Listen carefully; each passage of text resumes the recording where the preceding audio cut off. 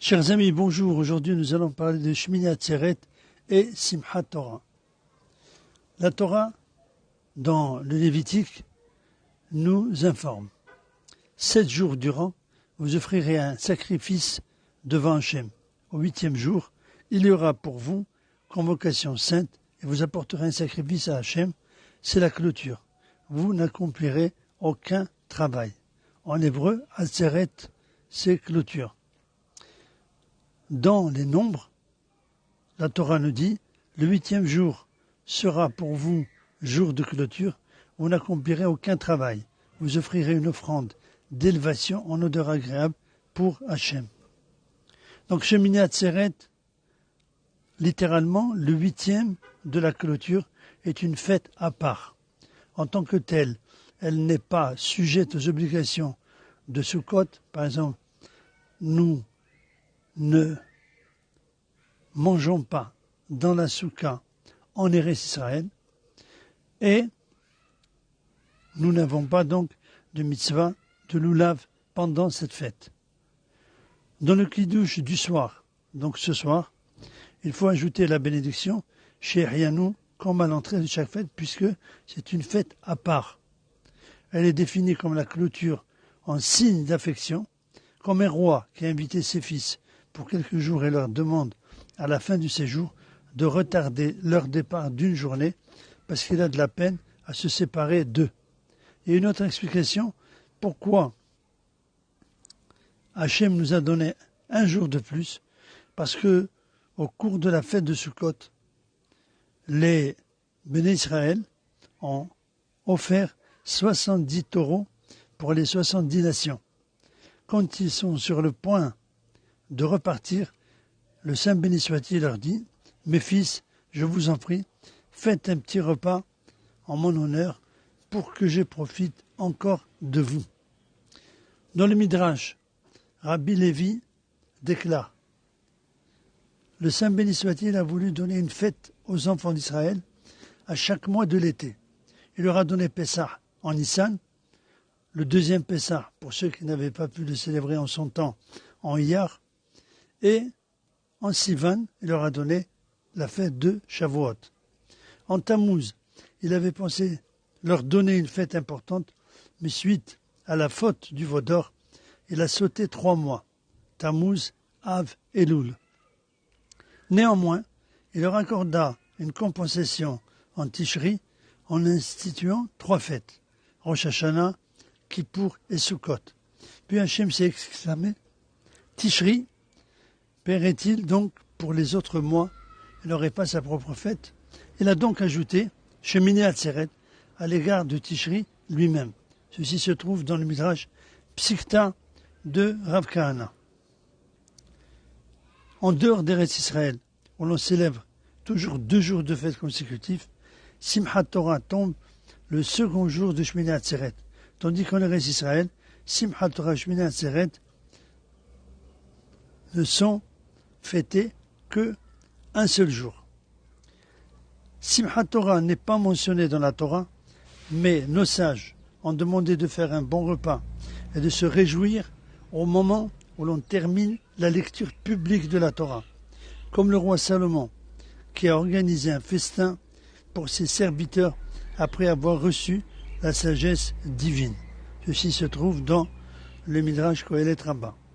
Aussi, ce jour de Simchat Torah est-il marqué par des chants et des danses, comme on le voit dans le Shulchan Aruch.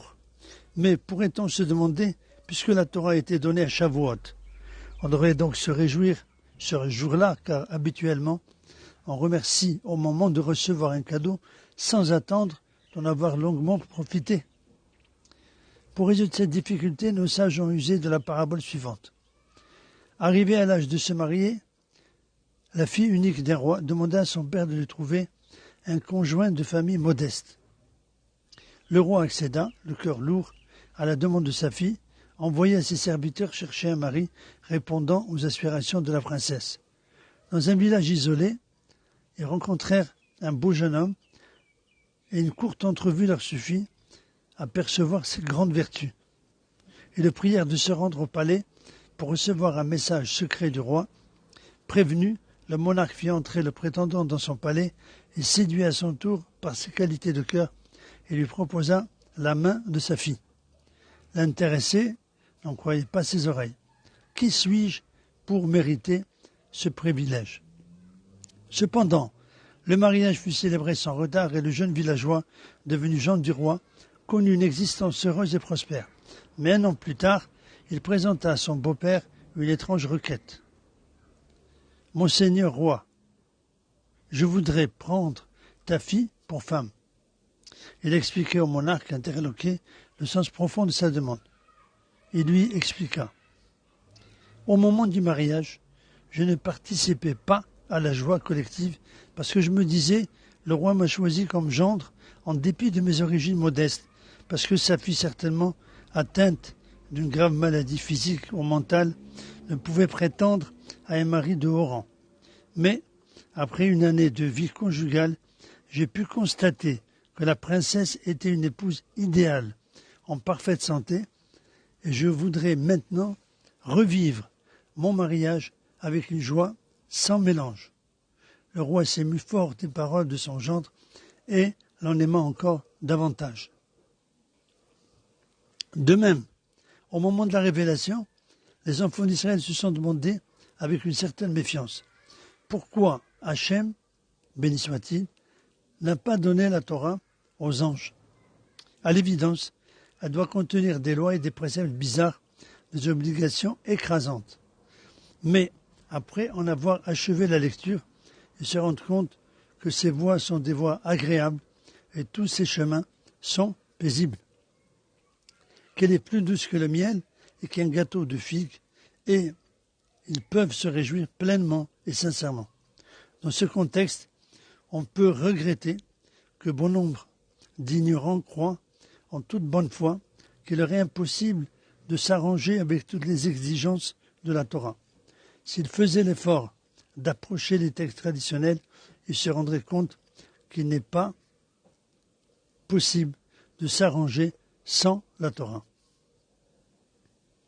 On raconte qu'un esprit fort dit un jour au Rav Abramski « Je suis prêt à revenir dans le droit chemin à condition que tu me répondes à 3 questions épineuses. » Le rabbin lui répondit « J'écouterai tes questions et j'y répondrai dans 3 mois, à condition que dans l'intervalle, tu ailles étudier la yeshiva. » L'autre accepta. 4 mois plus tard, le rabbin le rencontra par hasard et lui demanda « On n'avait pas convenu que tu reviendrais me voir au bout de 3 mois ?» Il répondit « C'est parfaitement exact, mais depuis que j'ai commencé à étudier, toutes mes questions se sont envolées. » Nous allons voir à présent quelques points pratiques. Tout d'abord, les lumières de Yom Tov. Donc, on les allume ce soir, 20 minutes avant le coucher du soleil. Et on récite la bénédiction, la Adlik Ner Shel Yom Tov. Le Kiddush.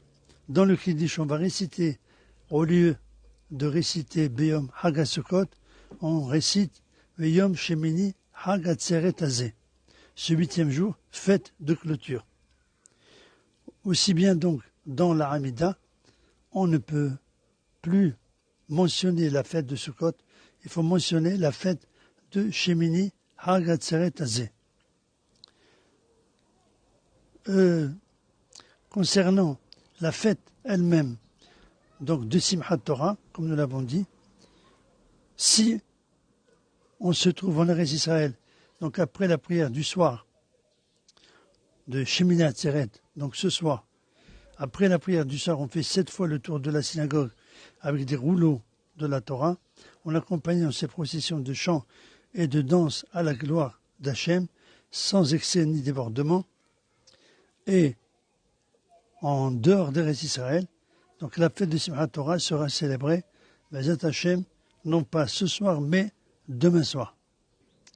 Le jour de Simchat Torah, on va sortir 3 rouleaux de la Torah. Donc dans le premier, on va lire Vezot HaBeracha, et d'autre part, on va lire la Parasha Bereshit, c'est-à-dire le début, Et on va lire donc un troisième rouleau pour lire le maftir. En conclusion, nous sommes en fait aujourd'hui, depuis le 1er Elul, comme nous l'avons vu hier dans notre cours, le 51e jour, au Sha'ana Rabbah.